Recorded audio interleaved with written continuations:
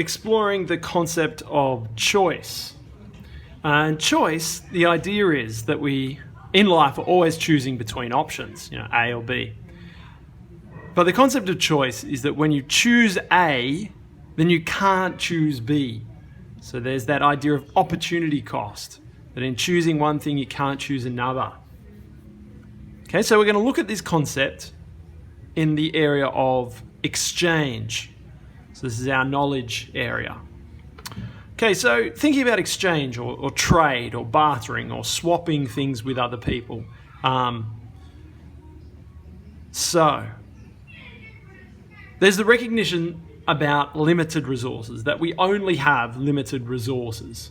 We only have a certain amount of land, labour, or people to do work, capital or money or finances or machinery even,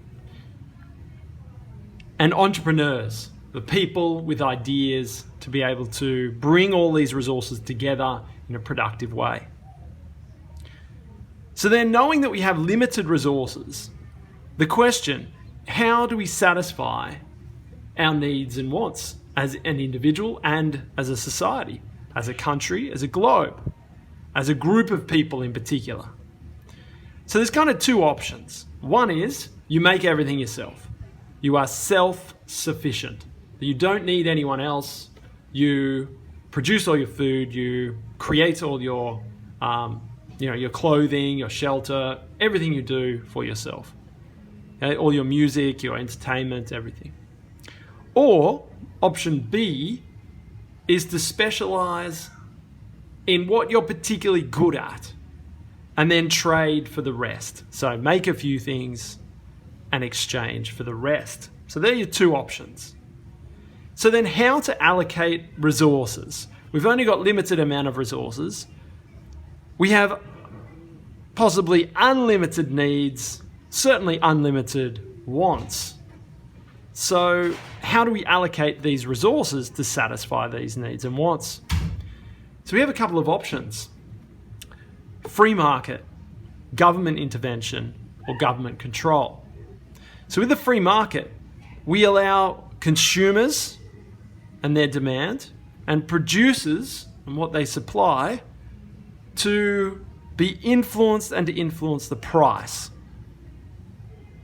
So it's just depending on the price. If it's fairly cheap, people want more. If it's more expensive, people want less.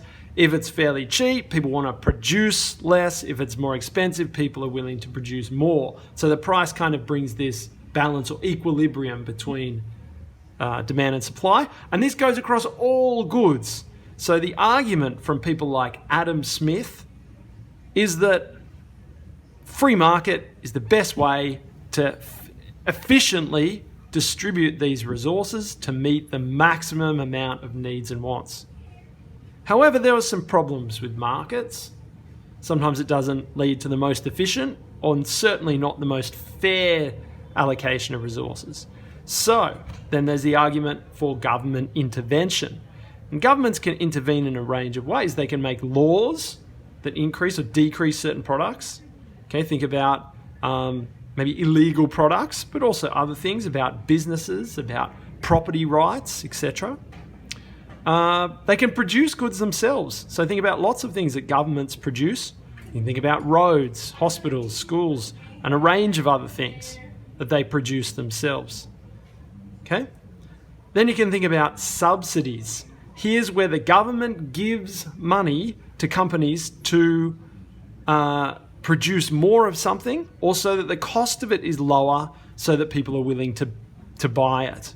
Okay, so if they're producing a good at too expensive, it's not competitive enough, so then they basically give them, they pay for a certain amount so the price comes down. So subsidies, helping companies to make things.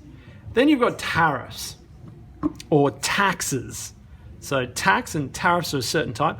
Tariffs are particularly where governments put a tax on imports into a country so that the goods a country makes can compete. So you don't get too many cheap foreign goods, so that no one buys the homemade ones. So tariffs. Another way governments can intervene to allow, to influence how resources are used to satisfy needs and wants. Okay? The last one is government control. So governments can control the whole production process. So we have here SOEs, I think they're called in China in particular, state-owned enterprises. They're called other things where the government owns, operates, controls, makes decisions about what is purchased. Okay? And in this case, you have limited private ownership. Now, depending on how extreme the government control is, sometimes there's very little private ownership, like in a communist, pure communist system. Okay. Other times there's limited private ownership, or in a social system, maybe really high taxes on things, or very limited private ownership of land, of businesses, of other things. So here are kind of our choices. So if we choose free trade, then arguably one can only produce the goods and services that, or if they have a competitive advantage. Only what they're the best at can they produce. Otherwise, someone else will produce it at a cheaper price, at a better quality, and everyone will want to buy that and not theirs, and therefore you can't keep on sustainably producing it. So thinking about this in reality, country competitive advantages. So for these 4 examples, just identified a few things that are their kind of characteristics or advantages, and then thought about, or their features of their country, and then thought, what might a competitive advantage be? What industry might they be well suited for in a free trade environment where goods and services are flowing around the globe? So Brazil, think about its climate, think about its fertile land and its cheap labour. So a competitive advantage would be agriculture. And we see this in, say, the coffee industry, where Brazil is the largest exporter of coffee to the world. Okay. Then we have Cambodia. They have lots of amazing, beautiful, ancient sites and temples. Right? And they have cheap labour. So the wages people demand, the wages people are paid are quite low. So a competitive advantage would be obviously tourism and the tourism industry. China, lots of flat land. Cheap labour, particularly in the past, although the labour costs in China are increasing, and lots of capital. Lots of finance, lots of money, as it's the second biggest GDP, second biggest pot of money in the world. This is a competitive advantage then, manufacturing. And certainly we've seen this in the last 30 years. And although it's going from low manufacturing to now more high tech, and some companies are moving their factories outside China, still arguably competitive advantage of manufacturing.